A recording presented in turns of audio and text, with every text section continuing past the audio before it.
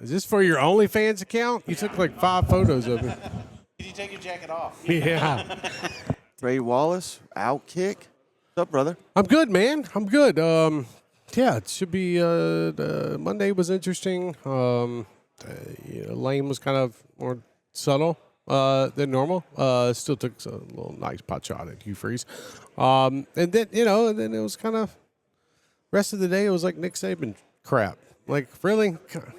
Which team's he coming back for in the SEC? The Nashville Cats, the indoor league. Yeah, I mean, come on, man. I've heard some things, but I mean, it's like I told somebody else. Like, what, his next recruiting class, he'd be 81 years old. Like, if they saw it through, like, whatever. Like, it'd be neat if he came back. Like, okay, but man, he's enjoying life, dude. He's in Jupiter, Florida. He's in Georgia at his lake house. He's in Tuscaloosa enjoying the. I don't know if y'all saw the video the other day, him riding a lawnmower around the house, just enjoying life. I don't see why in the world he would want to get out. And by the way, like, if he went back to any school, like, it'd have to be Alabama. Like, where's he gonna go? Florida?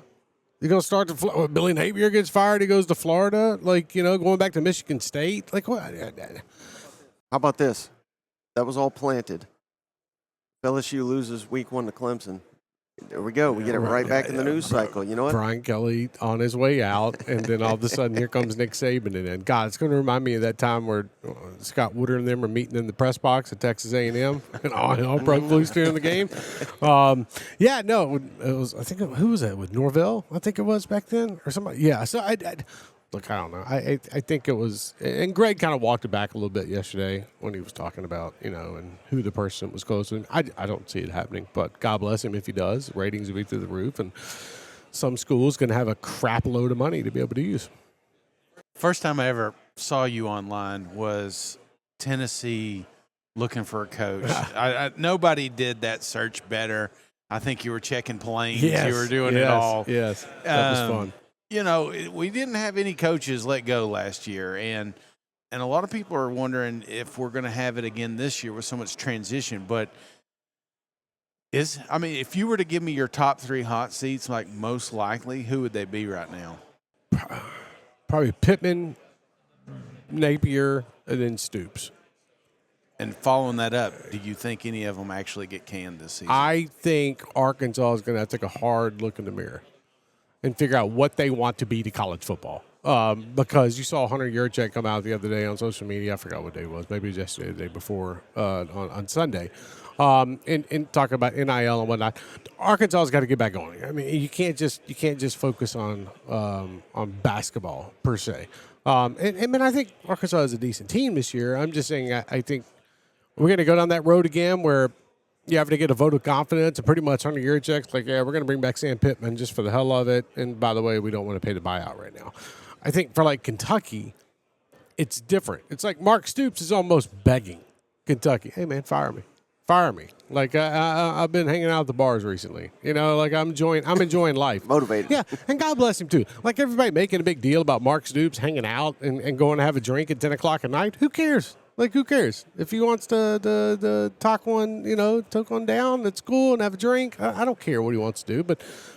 But I do think Kentucky is in that weird area too, where you got Pope up there with basketball, and a lot of that money is going towards basketball. And if you're not funneling it to football, it's the same damn problem that we Stoops talked about 3 years ago, where you couldn't have NIL money. We didn't have the NIL money. Well, you damn sure ain't getting it now.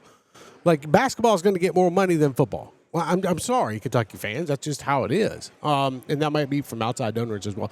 So I think the Stoops thing. And then I think where it gets interesting with Billy is if – and I think the DJ Lagway thing is going to work out. I do. I'd love DJ. But at the same time, there's a couple concerns about DJ. And I'm very interested to see what the first 3 weeks look like of the season.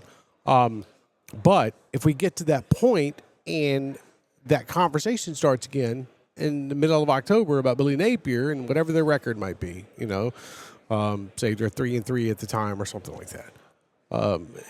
Does Florida finally say, okay, we got to do something? Because he got his way off the hot seat because of DJ last year. Can DJ take that next step? And I think the next step is like 8 wins for them, 9 wins. So at the same time, it's going to be very interesting. I think you're going to see a lot. I was talking to a couple ADs over the last couple of weeks. And you're going to see schools start making these decisions a lot earlier. October, first week of November. Okay, we got to go find a new coach now. Let's get out ahead of this. Let's get out in front. Let's go. Because also you got to raise the NIL. You got contracts. You got contracts with these players now. They're either 1, 2, 3 year deals, but you have contracts with players too. So, by the way, they can leave if a school fires their coach. So, I think a lot of stuff is going to go into this. And I know we're at SEC Media Days, but I tell you, Lincoln Riley's seat at USC is on fire. His ass is burning right now, and he better come out and do something early. So, I'm fascinated to see what this new era of college athletics actually brings when it comes to coaches getting let go. Well, and there's something interesting you hit on there, the contracts. Could it not be a case, though, where you fire the coach, players are still under contract? I realize they can leave, but maybe that holds a lot of players in place while the coaching search goes on. That's not something that has happened before. Well, I think the incentives. I've seen a couple of these contracts, and the wording is very interesting to me. But there's incentives that if a coach were to get fired or a coach were to leave, we would pay you this amount to stay, or we go into good faith negotiations to keep you here. Because a lot of players will come out and try to go find a new spot within that 2 week span or a week span looking for a new head coach.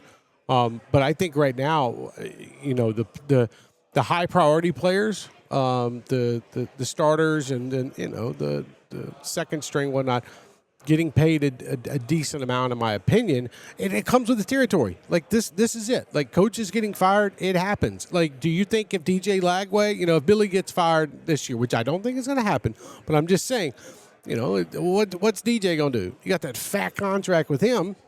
You're going to take back his blue Lamborghini that he's driving around campus? And I mean that in the nicest way. God bless him. I'm glad he has a blue Lamborghini. That's awesome. But what I'm getting at is that, there's stuff that goes with this, and I think that, to me, that's the fascinating part is every lawyer in the world is going to be trying to break down these contracts if a coach gets fired. It's like, okay, is Tom Mars on speed dial? Like, how's this going to play out? So, to me, that's what I'm interested in is, and I don't want to see anybody get fired, but I'm saying I'm interested to see what happens when somebody does or somebody leaves for another job. And then how these players get stuck with these deals, because that's fascinating to me, man. These guys are getting checks now from the university, and I think a lot of people don't see it like that. Maybe they think they're still getting paid by the collective and whatnot. No. Like University of Alabama, University of Tennessee, whatever, they're on the wire transfer. So a lot of schools are also struggling financially right now too. So, kind of wrap around your whole question. To me, it's fascinating. You mentioned Napier being on the hot seat. Would you also agree? I think Napier at Florida, Venables at Oklahoma are in almost the same situation where both those programs have committed so much to their team while there's still massive questions about their head coaches. Their fans are excited. They each think they can take a next step. So I think both are capable. We know they got difficult schedules, but both are capable. But at the same time, it's like a gift and a curse, because if Oklahoma or Florida goes 6-6, or God forbid worse, I think both of them are gone. Well, I think the biggest thing is I want to make it clear too. I think Billy took himself off the hot seat, but you guys know how easy it is to get right back on the hot seat. You know what I mean? Like he reprieved himself for a year. But I think that overall, it's like, I agree with you, the Oklahoma thing. I think this is the year for Venables. And I mean, not the year to go win a national championship. This has got to be the year that he figures it out in Norman. Because if not, Oklahoma's going to have to go. Don't forget, Guy Sloan is leaving. They're not going to have an athletic director. Bringing in a new AD. We all know how that goes. So who's going to be hired? Who would be hired? What do they think about the current situation? 7 wins is not going to cut it at Oklahoma. It's just not. The same way that 7 wins at Auburn is going to force the people on the plains to make a decision and say, all right, Hugh, this has been fun. Like, we can't sit around and wait for Deuce, because we don't know if we're going to trust you in your 5th year. So I think the decisions are going – the SEC is going, in my opinion, has the opportunity to look very different after this season when it comes to coaches. And what's the hottest? What would be the hottest job out there? I mean, if Florida were to do something, which I don't think they are right now, probably Florida. But then, how far down is Auburn now? Where's Oklahoma? In all of this. So to me, it gets very. And then you can get on with Kentucky and Arkansas, and no offense to them when I say that, but just seems like they're a little bit more focused on basketball than football. It's interesting to me. Well, I mean, which one are you more worried about? The motivated Stoops there at the bar, or Hugh Freeze on the golf course when they're recruiting? That's the damn crazy part about this is everybody loves to talk about Hugh, and I understand that part, and I get it. And it's because of what's happened the last couple of years. But folks out there would be very surprised to know how many of their head coaches are going out and hitting the golf course on a Tuesday afternoon during the season when they have an hour and a half break. Like, a lot of people. Like, there's a reason why. I'm not saying this is the main reason. But there's a reason why some of these big-ass SEC schools have $40 million golf facilities. It's pretty easy for the coaches to hop over there, okay, and go hang out. The head coach, the football coach. I think that all this Hugh stuff is he is walking a really, really thin line right now when it comes to all this recruiting talk nonsense where he's saying, we're going to wait till August 1st and we're going to do it the right way. My man, stop, dude. You haven't been doing it the right way when it comes to recruiting, and I could say that about 40 other schools for 5 years. Why all of a sudden you acting like rules are making sense to this? Like, did your donors that used to meet in the hotel parking lots and drop bags off at the back door, did they just stop showing up? Like, that's what I'm getting at. Is like, we're going to follow the rules and we're going to wait till August 1st to figure out if everything goes right. Okay. God bless you, man. Do you think there's like a shift though? If I were in Hugh Freeze's shoes, I say, you know what? F it. I'm not going to be able to do this recruiting.